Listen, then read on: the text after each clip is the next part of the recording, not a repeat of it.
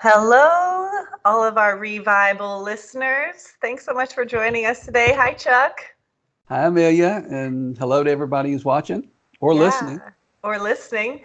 Today, we are super excited to tell you guys about what Revival is and what it means to revive your life. And perhaps you would feel like this should have been our first episode, but we decided it's our sixth. So here we are defining our terms of what it means to live a revived life.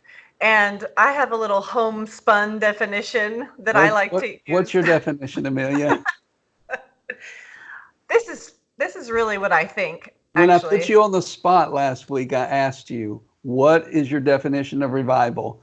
And what did you say? This is what I think. To me, revival is the journey between what the fuck and this is fun. So it's all that space in between, from feeling like it's happening to you and you're hanging on for dear life, whatever it is, and the distance between that and like, hey, no, this is fun, and I'm joining my life and my purpose and living alongside of it, and not feeling overwhelmed or squashed or whatnot. So I believe with all my heart that is what revival is. So you can share I with us what it's I not. like your definition much better. It's much more fun. Mine, you have the opposite. So for me, coming from my background, revival. I just want to say it's not revival. This is not a revival where you show up at a meeting. This is all about, like you said, this journey between one place and another. And we all know when we use the word vibe, everybody from, in physics with Einstein saying, everything is energy and frequency, to the Beach Boys singing vibrations, everybody knows what it is. And, and so today we're going to talk about just that whole idea of raising your, getting back in the vibe, getting back to where you want to be, or maybe not back to where you want to be, but forward to where you want to be. And Yeah. and so looking forward to this episode. Yeah, it's so good, like just to kind of rearrange or get your life in a place where you're like, hey, this is great. This is good. This is going well. I'm happy. I feel excited about the future, whatever that may be. And it really is so freeing rather than like being anxious and, kind of torn up with whatever you have going on, and constantly like heaping the shoulds on your life, and just to be free. And I'm going to use an example. I started um, cleaning our bedside tables over the weekend. Dalen's out of town, and I was like, I don't feel like looking at all that paperwork. And so I got in and like took everything out of his space and vacuumed and then put it back really pretty. And then, a while later, I came back and did my side. And it's just that classic thing of when you tackle a project like that, you're like, man, I didn't realize how great it was going to feel to have that done. And I think that it's the same as like, when you really set an intention to revive your life and be like, you know what? No, I don't want to feel overwhelmed. I don't want to constantly feel like I'm behind or struggling. I want to feel alive and free in my own skin and in my own circumstances.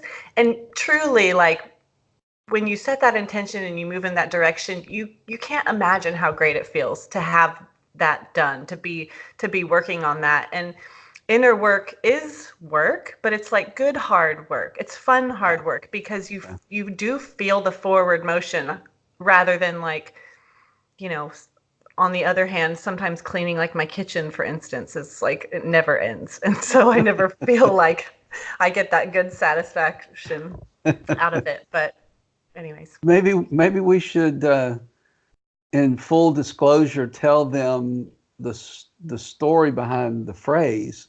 Um, so Of the revival? yeah, Oh my because gosh, we could get judged so we hardcore. well, I will take all Good. responsibility on myself. It was all me. And it was all in love for all those It people. was, because we were we were we were saying it probably won't be funny to anybody else, but it just was to us at the moment. We were talking about, I was talking about, because it was all about, I said everything, that living in Florida, there's like this whole thing called the Florida man. It's like this caricature of all the crazy people in Florida that do crazy things. There's always something on the news. Somebody shot somebody. Somebody did something just totally crazy. And in our conversation, I thought, you said, well, and there's crazy people on your side of the world too. And I said, I was in my element here in Florida near the beach because I love the vibe of living here. And it Mm-hmm. sort of dawned on us that maybe all the crazy people here, because I was asking, I wonder why there's so many crazy people in Florida. Not everybody's crazy in Florida, but they're apparently, according to the news, they're here. Mm-hmm. And so we came up with a grand plan that Mm-hmm. we would ship all the crazy people in Florida up to your area, In and Oregon. then all your people down here, because the problem was they were just in the wrong location. They were out of sync, out of vibe Mm-hmm. with their true selves. And if they lived in the other place, maybe they would be completely cured. So, Yeah. and so revival, revival, revive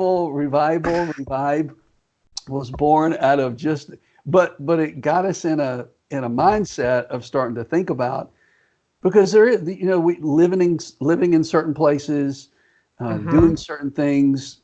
You can feel like you live in one place versus another. You can feel like you don't fit, and Yeah. there's a vibe to that area that, like, oh wow, I really fit in this school, this classroom, this city, this job, or whatever. And Mm-hmm. so here we are talking about Yeah. And we revival. live we live in Oregon, and it's such a mixed bag because there's like so many like adventurous and amazing people who love the beauty that we're around in the mountains and Right, the streams and the lakes. I mean, Oregon is so beautiful, but then there's a lot of people who there's a lot of drug addiction and homelessness here, and my heart goes out to those people because they're not thriving. And so yeah, right, that was kind of a joke, but it was like our plan, like maybe we can revive them to an area, maybe they're desert people at heart, and then if they were just like in Arizona or something, they would come alive right. and really find like their true selves. But they can't take, because there's a lot of rain, and there's drawbacks. So anyways, our heart is for the people to Yes, thrive.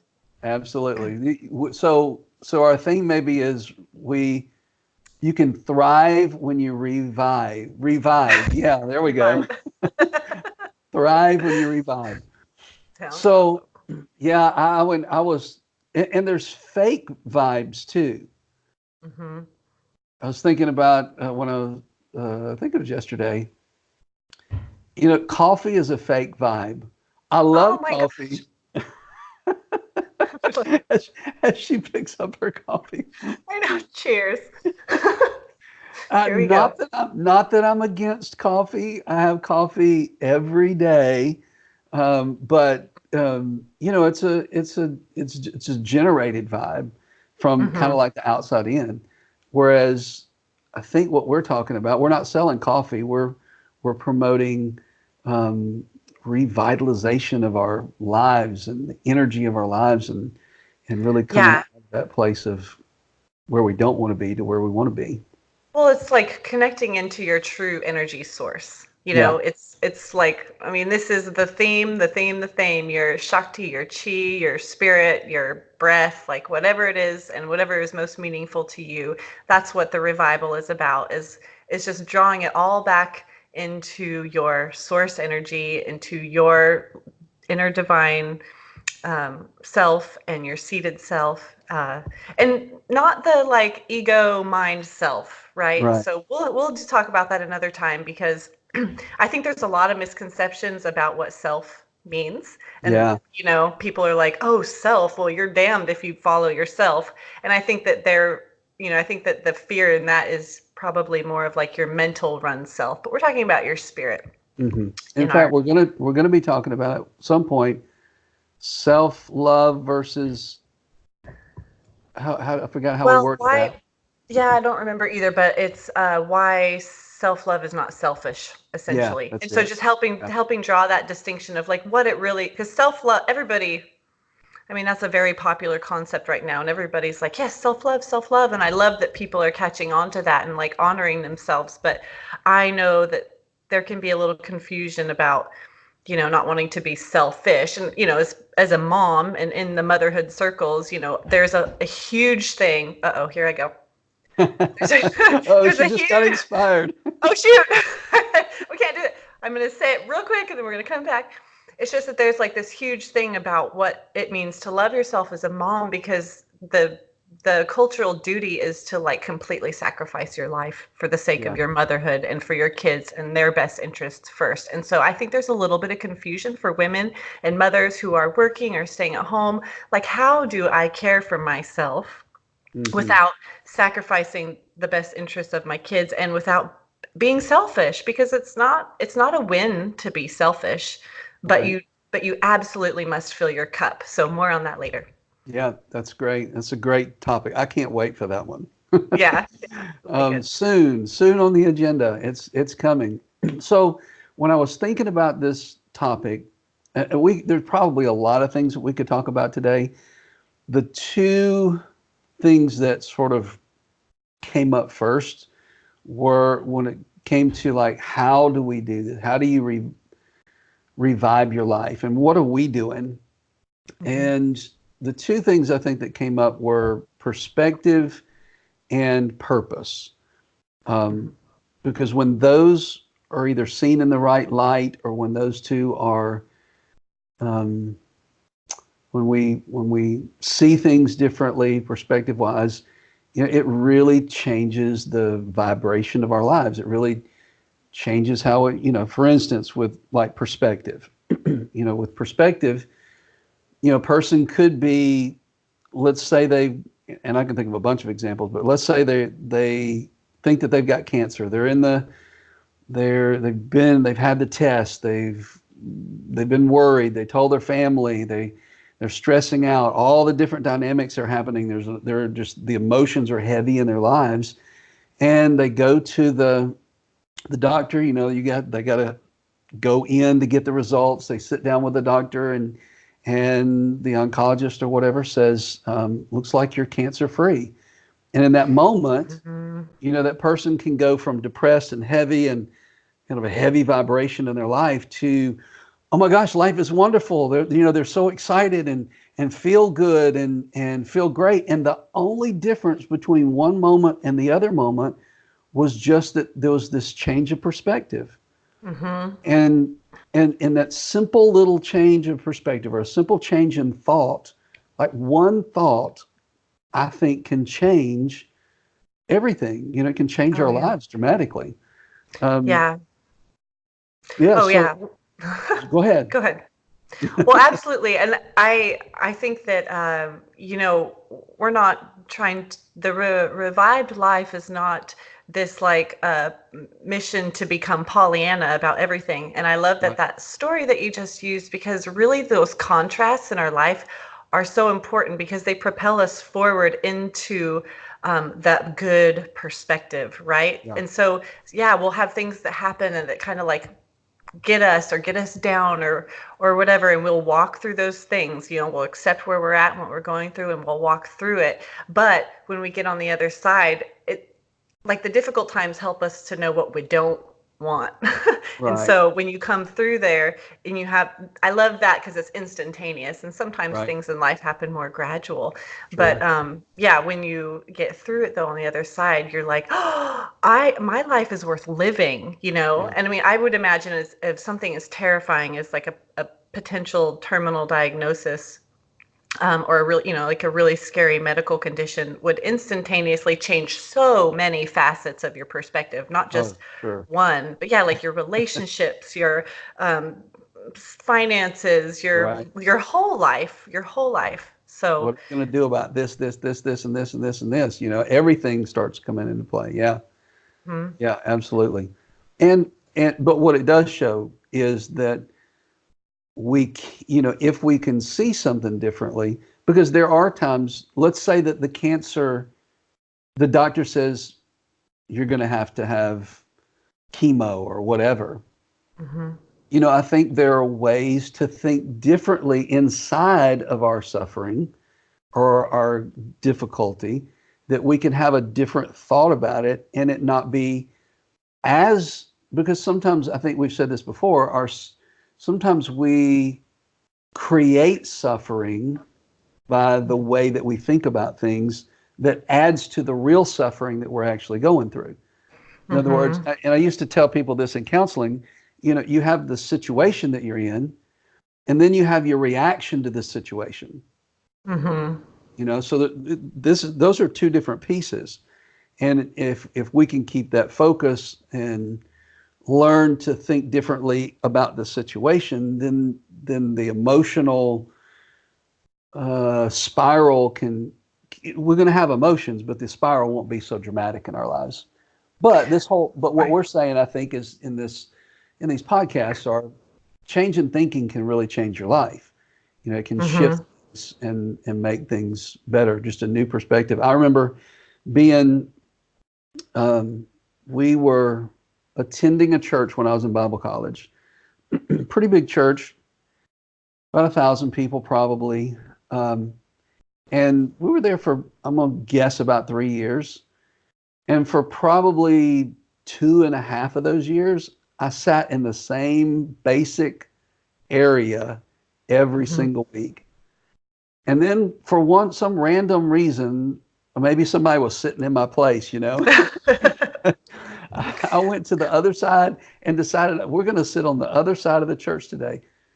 And it was like having a totally different experience just to sit from one to the other side because the perspective changed, seeing things Mm-hmm. differently. It was weird.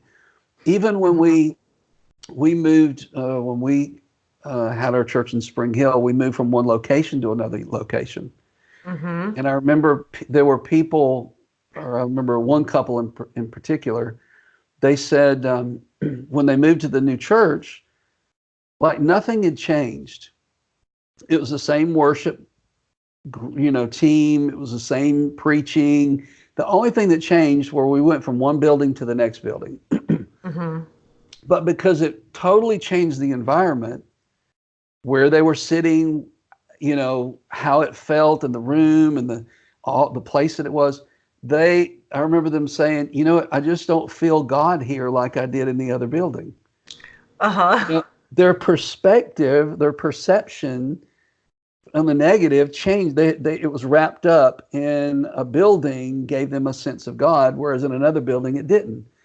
So Mm-hmm. it's amazing how our perspectives can, when they adjust or they shift, then it really can affect how we experience, the revived life, or a life of energy and vitality. Yeah. And practically, like we were kind of joking about geography and the way that it can affect you. And Yeah, we both lived in Tennessee, and I love Tennessee. It's very, very beautiful. But man, my heart was drawn back to these giant mountains. And right. it was just like, it made me feel so alive, to be here and to have like, a whole entire state full of nature. I have like every single trail within like 15 minutes of my house pegged down. I know like all the great river spots, and every single day I'm headed out the door. And so even just a change of scene Yeah, can really, really, really help a lot. And particularly being outside, I think that people who are really like, okay, guys, I hear you, I'm ready, like I need something new, I need a change, I need to do something different. While you were talking, I was like, man, what would I tell somebody if they just needed like one little thing to start, to mm, just make like a small change? Because life is so busy, I think, for a lot of people, and they don't really see a way out of what their commitments are, and the things that they're telling themselves that they should do. But I'm one thing coming that back to that next, so that's good. Keep Oh, going. good. Okay, good. But yeah, one thing that you can do that I would recommend is just starting like a very small practice of whatever, like change your scene somehow. Yeah, You know, uh, Maybe create a special little place for you to have coffee in the morning, and like make it a little bit more of a ceremony than something that you're dashing out the door with. Or if you have a river, go stand by it for 10 minutes and you would be surprised what it can do for your energy just to like stand quietly while water rushes by you. And there's Yeah. such small things that you can do just to like be intentional about changing your scene or changing your perspective. And we will talk so much about thinking and mindset and all of that kinds of stuff, but I think sometimes it's overwhelming because our brains are so busy, and then people like, it's all about your thinking, and you're just like, oh God. Like, where would I ever start? That's how I feel. I'm like, where would I ever start changing my thinking? But there's really small things that you can do just by bringing awareness or just a little intention of switching something small in your life. So if you need a little boost for just getting started, that's for you. Yeah. And, Yeah. and there is something about nature. Mm-hmm. My brother my family called him Outdoor Dan, and I was kind of like the bookworm that stayed inside all the time. Mm-hmm. And, I grew to appreciate the feeling that you get when you're in nature. That in our homes, everything's so artificial, and our Yeah. jobs, and when you're in real sunlight and you're barefoot in the sand Mm-hmm. at the beach, or out in the grass, and you're standing by the water there. I don't know, maybe if it's because, and there are studies that say that if you walk barefoot outside and you spend time barefoot outside, that you're Mm-hmm. grounding yourself, the Oh yeah. vibration, literal vibration of the earth, and you're grounding yourself, and there's a physical thing that happens. But I think there's a spiritual kind of thing that happens too. It's that more natural quiet of life that then we've got a pause that we can go back into everything that we're doing. That pause is so important. And I Yeah. think a lot of us, and that's where perspective things I think can change. And just a Mm-hmm. little bit of a pause in life, intentional. And Yeah. that's where you have new thoughts. That's where things can break in. I know when I was pastoring, um, I would get something to put on. Really, it didn't have anything to do with pastoring, but I remember when I was on Facebook a lot, I Mm-hmm. would get something to share every single morning between the time that I woke up and the time that I'm like awake. There's Yeah. that kind of halfway in between, and Mm-hmm. this something would just come out of my spirit, soul, whatever, and it would be this like, wow, that's pretty profound. Mm-hmm. I didn't know I could come up with that. Yeah. Yeah. And, but it was that pause, that moment, and so I think perspective can really happen when we take those pauses. It's good. Yeah, and before we move on, I want to add in like a little mom hack. I have one of my sons. My kids will never, well, probably listen to this podcast. I always You're want to gonna be, owe them $1. Remember, that's how much yeah, to that's me. right. Well, one of my sons, his name literally means strong mountain, and I'm onto him because that is so true. And so several years ago, we had this like beautiful property that we lived in, and they would play a lot outside. But I just realized like I need to be intentional about introducing him to nature because this boy is going to need some place to go in his life. Like he's going to need, when he's just in that like full testosterone, frustrated boy, like and it's not that overabundance of energy. It's that like it's that uh it's like Undirected, the what? undirected energy, What is it? undirected energy. Undirected. Yes, yes, yes, yes. Thank you. Yeah, it's that part of him that he doesn't know what to do with, right? That Yeah, comes out like picking on his brother or just stuff that tends to escalate the vibe in the family in not a good way. And so, I've been doing this like voodoo mind hack on him for a long time, being like, "Oh, hey, you want to go on a walk?" Or I walk a lot, and so I'll invite him along or whatever. But just like consistently introducing him to nature and not forcing him to love it. And we do outside stuff with our kids all the time, but for him particularly, I like put a lot of intention on like um, helping him try out new things like paddleboarding and swimming. I pay attention to what he likes, and then I try to expose him to more of it because I can just picture him as being like 25, and I really want him to be like, man, I'm having a shitty day. I should go on a hike. Put his backpack. Like I want him to have that for Yeah. himself, and Yeah. so I do that a lot, like very intentionally with him particularly. And I have other bookworms that don't get out as much, and I have to force them outside and whatever. But for this kid, I want him to always have that like outlet. And so nature is a really good balm if you have a child that has undirected energy. So Hmm. Yeah, that's great. You are a savvy hippie mom of six. you noticed. I did. I caught that. You Oh, I are couldn't. sexy, and I say that as a married man to a married woman, and I mean that in the right way. Everybody's listening, but you're a sexy woman, but savvy is that's a great it's a great way Yeah, to do that. it was Dalen's wonderful contribution, and I really appreciated it, but I couldn't quite get it to fit right without blushing. And I was like, you know what? Let's just move on, and I'll tell them something that they don't know, I'm also savvy. but you don't know about me. So anyway, carry Uh, on. yeah, yeah. So, what about the other one? The other one I thought of was purpose. Hmm. And because I'm thinking, what is it that like kills my vibe, for me? And maybe it's just because I'm a man, so you may have a different perspective. But you know, uh, coming from a background where I was, I was it, and I'm exaggerating, but the evangelist, pastor, teacher, apostle to the nation. Not an exaggeration. I knew you then. That's true. I did missions work around the world. We were church planters around the world. We helped start churches all over the world. We had um, our church and writing books and just all this kind of stuff. And I remember going through in that whole journey for all those years. I remember Billy Graham said one time, I think it was Billy Graham, said, somebody asked him, would you be willing to run for president? And he said, no, I'm not willing to run for president because it would be a step down from my calling.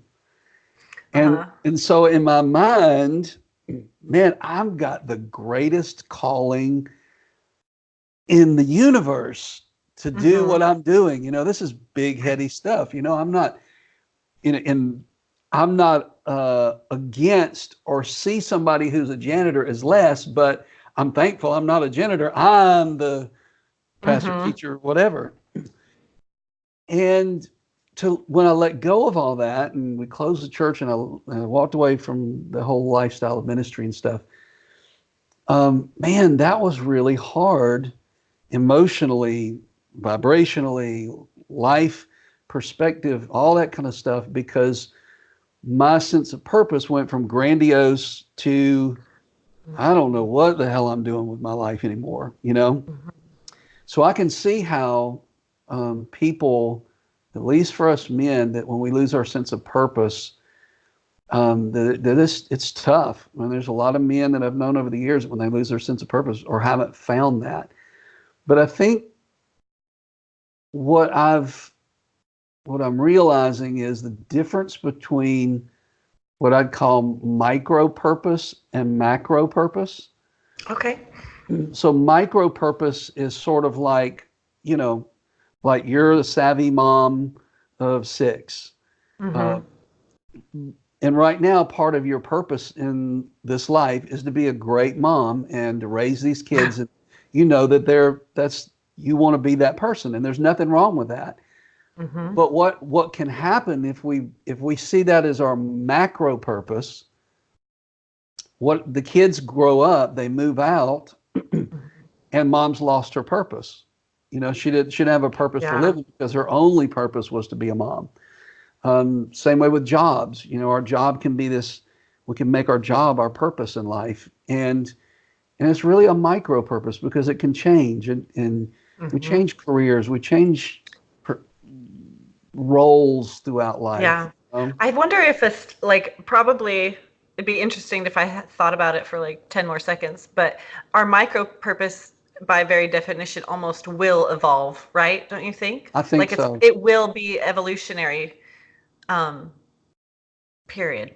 So we Yeah, can I just think so. expect that. Yeah, I mean my purpose, you're absolutely right. Like right now my purpose is blueberry pancakes and Dutch braids and basketball practice and student teacher conferences and groceries and dinner and that's just today. That's See, all the I things I did today. I feel like I'm not a great dad anymore because I never did figure out I don't even know what a Dutch braid is.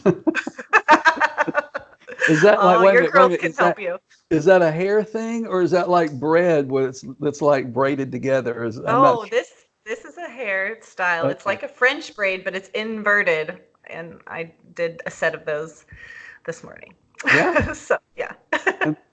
And, and on your video, you're going to show us all how to do Oh, there's Dutch. plenty of YouTube. I was thinking the whole time, I'm like, I need to watch a YouTube video on how to do this like properly. But yeah, But so but I think there's some things that are like, how do I say, I don't think that we're here for the purpose of learning. People have these like big ideas. What's my purpose in life? I don't think our purpose is like, I'm here to learn lessons. Here yeah. to. I think we learn lessons but I don't think our purpose here is to learn lessons.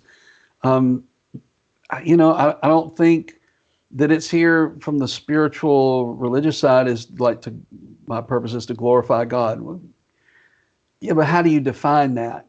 So everybody could define that differently. So that doesn't work. I think for me, what I believe is that we're here as an example. Again, we're talking about the revived life, and you may find people who are listening may find their purpose in something that's different. But for Yeah. me,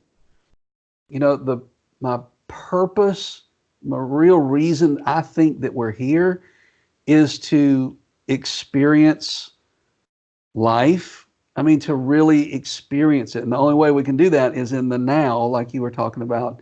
Um, when you go out into nature and you take that pause and you live in the moment, um, you know, and being aware that every one of these experiences is important and they're real and they can be vibrant and alive if we're living in the now.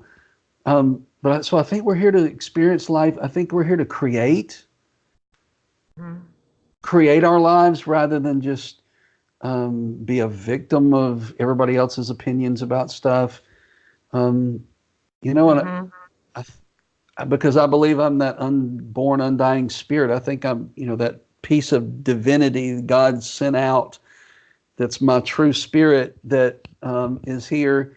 It's not like because I think my spirit already knows everything. My soul, my emotions, my brain doesn't know everything. I don't think I need Mhm. to learn lessons. I think what I need to learn is how to live life right now with people and experiences and Yeah. enjoy the life that I have the best way that I can.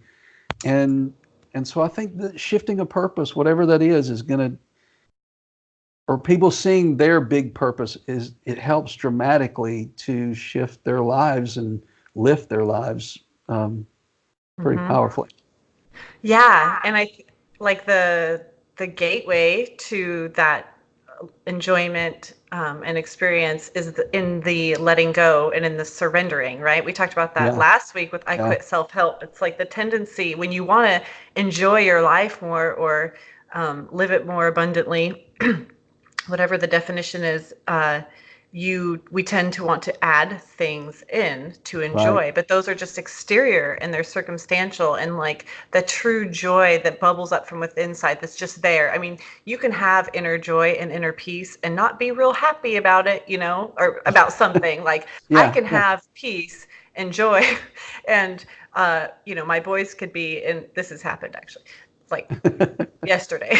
They were like in this big, huge, fight over something really small, and I was helping them work it out. And I'm like, I'm not happy that they're causing chaos, but I'm at peace, Right.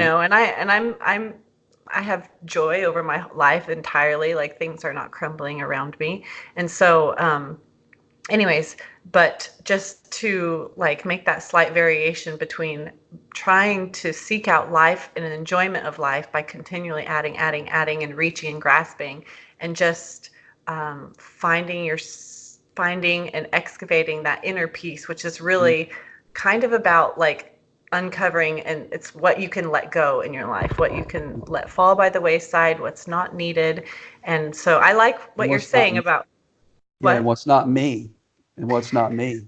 what's not me. Yeah. Yeah. And it's, I don't know. I would be so interested to know how this resonates with people, and if people were like, that doesn't resonate with me at all.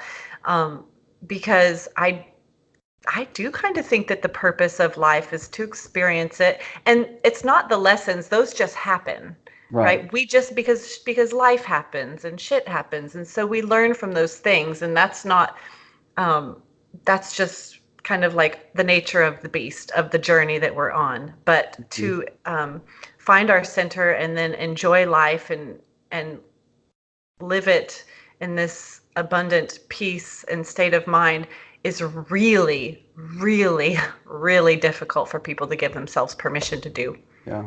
I And don't I it's, don't think, yeah. go ahead. Well, I just don't think, for me, I should say, it's really, really difficult for me to give myself permission to do that, because there's a part of me that clings to this idea that I should be struggling, in one way or another, that I should be having a hard time, and that, like it isn't really like great if I'm like everything's going really great or whatever. And things actually are going really great. And maybe if you came and looked at my life, you'd be like, things aren't going really great. Look at all the groceries you haven't put away, and all the things that you have to do. But just like maintaining that centeredness can really, it makes all the difference. Hmm. I was listening to a book by, I can't remember the guy's name. It's called Conversations with God. Oh, Um, I've heard of that. it's really interesting. Neil something something Mm-hmm. Walsh Mm-hmm. maybe. Um, and they just made one. There was one comment in there that that fits in like great with what we're talking about, and that is the difference between like our purpose and way of living is not about obligation, but about opportunity. So, Oh, that's so good. because Mm-hmm. obligation is something like it changes. It can change because no matter, like if you're under a government in a Muslim country versus being in the United States versus being in the Bahamas, the governments might be different and your obligation to the government may change. Your obligation, there are 42,000 different denominations. Each denomination may have different obligations that they have for a Mm-hmm. person. Even in our marriage, we take marriage vows and we're obligated to this relationship. And really, when when we live in obligation, it's sort of like we take on the vibration of their expectation. It's like Yeah. their whatever they want us to be obligated to means we have to align up with that. Whereas opportunity, if I see life as about opportunity, then it's I'm not under any obligation whatsoever to anybody, but I Mm-hmm. have opportunity in every situation to allow who I am to come to the surface rather than Mm-hmm. somebody else's obligation creates me in their image. Right. Then with opportunity, I can see all these as opportunities to create life or flow with life or respond to life out of my own source, out of my own who I am. And Mm-hmm. so I think that makes a huge difference in how we live our lives and how we get to enjoy them inside that. Yeah. What do you think, like, what would be your advice to somebody who's struggling, and they might not even know it, and maybe they just realized it when you said that because that was really good, but who's struggling under other people's expectations of them, you know, uh, with their boss or their spouse or their family. I mean, people put expectations on each other all the time, even if they're subtle. I told you before before we started, like, Dalen probably doesn't ever tell me like, you're a slob. Well, that's not true. He does. But I know him so well and I can read him so well. I'm like, but you think it. Your expectation is that the kitchen's clean, which is not unreasonable because we use the kitchen a lot. But anyways, I think that it's really difficult for people to get out of the expectations they feel under other people because there's a false sense, but there is a sense of fulfillment when you can reach and meet or exceed other people's expectations. Yeah. And I don't think it's a one time like an answer. I think it's Right. like a journey of recognizing it Mm-hmm. and then out of that autonomy of our own self, that self-sovereignty idea that we talked about last time, making those baby steps, recognize, oh, I'm doing this out of obligation. What do I want to do? How do I want to respond? What's the best thing for me to do here rather than Mm-hmm. living by that outside, obligation. And all the things I think that we've talked about already, that meditation, get outside in nature, because that, again, that pause Mm-hmm. is where the creative ideas and the insight and we become the observer rather than caught up in all the drama of it. We can kind of step back and look at our life or look at those situations. I think that's where we get little pieces of courage and inspiration that help us make those baby steps along the way. Yeah, So, and I think that it also really frees you up when you're not trying to meet other people's expectations. It will free you up to like lavishly love, mm, which may be an unexpected thing, but I just thought of a story. This is a small, but I feel a little notorious for trying to meet or exceed other people's expectations that I probably dreamed up that they had in the first place. So one time, my aunt and uncle were visiting from out of state, and I went to my parents to visit and say hello, and I spent like an hour there. And then Dalen was bringing the kids, and we were going to meet near their house at a park. And my mom's like, oh, well, why don't you bring the kids over just so they can say hi to these family members that they don't know? And I was like, oh gosh, it's like such a lot of work to get them out of the car. And like they're all typed up because they're going to the park and they're not going to, and like they're not going to care. Like, no, yeah, I just said that to my mom, but I felt bad, because all of these older people were like, oh, the kids, they really wanted to see them. So I called Dale and I'm like, oh, if you could stop by, for like 10 minutes, that would be really great. And I'm just thinking like, this is such a pain. And then so I told my mom and she's like, oh no, don't do that. It's a lot of work. Don't do that. And so she kind of freed me up. And I was like, that was kind of what I was thinking all along, was that this probably wouldn't work for me. And so just I mm, was trying to meet their expectations, but she was like, oh no, don't meet our expectations. But anyways, it showed me, however, that I can be like, oh, I showed up and I just like loved on our family and I was there and I brought my presents and I also said no, yeah, but it's like, it wasn't like, no, I won't do that. It's inconvenient for me. It's no, I love you so much. I'm so glad it's not working out. You know what I mean? Like when you yeah, hold your ground and you hold your space, like to what like works for you, it allows you to be like so kind and lovely about it.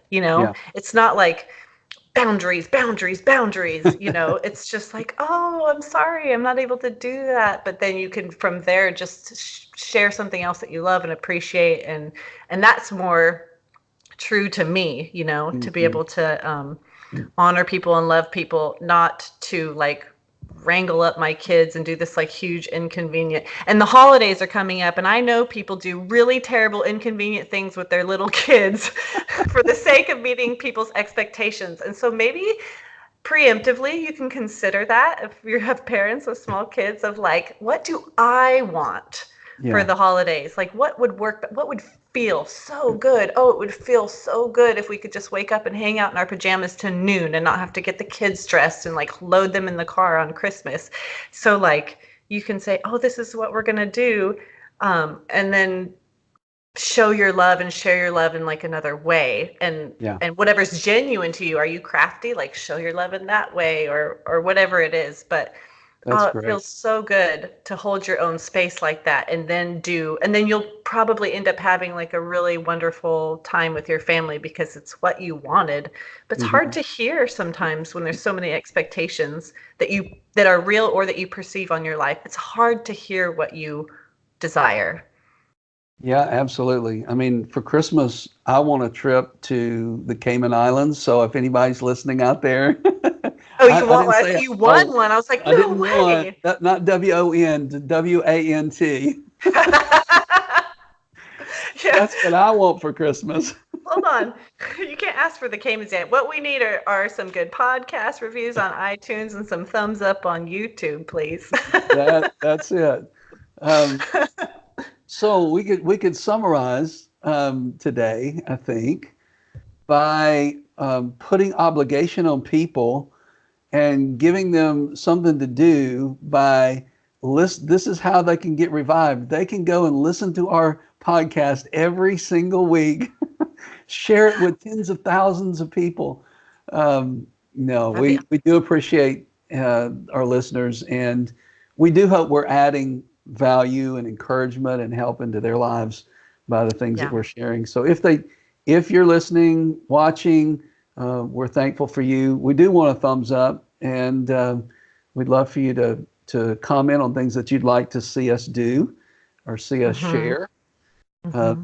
and so that we can better serve folks out there. So Yeah. And so I have an opportunity now to go to three back-to-back teacher conferences and hear about how wonderful my kids are. what an Yay! opportunity. Such an honor. Yeah. Actually, it's It pretty great. is. Yeah, it will be. Well, Anyways. blessings. Thank Yeah, you, fun talk. Amelia. Anything else Awesome. that you wanted to add? No, I think we covered it really well, and this is what the revival means to us. And I mean, there's so many like nuance and intricacies that this is kind of like a sweeping episode because all the details and the thing in between is what the episode, the future episodes are all about. Like kind of breaking down the journey, breaking down the steps. And I always want to offer people something that they can take away and put in their pocket. And so, thank you everybody for joining us and until next time. Until next time. Thank you. See ya. Cool. Bye See ya. bye.